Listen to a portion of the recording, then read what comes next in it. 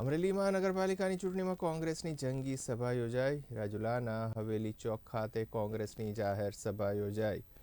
સાંસદ ગેનીબેન ઠાકોર, જેનીબેન ઠુમર અને પ્રતાપ દુધાતે સભા સંબોધી। પાયલગોટીના જેલવાસ મુદ્દે કોંગ્રેસ પડખે ઊભી રહી, જણાવ્યું પ્રતાપ દુધાતે।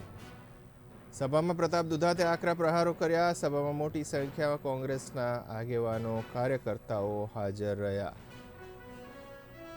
ત્યારે અમુક દબંગ લોકો જે બની ગયા હોય અથવા બનવા માંગતા હોય તો આ હવેલી શોખથી કહેવા માંગુ છું કે શાનમાં સમજો, લાંબા ગાળાની આ લડાઈ, લાંબા ગાળાની લડાઈમાં ક્યારેક એવો સંઘર્ષ ના આવી જાય કે રાજનીતિમાં ઢેબરા આપડાઈ જાય।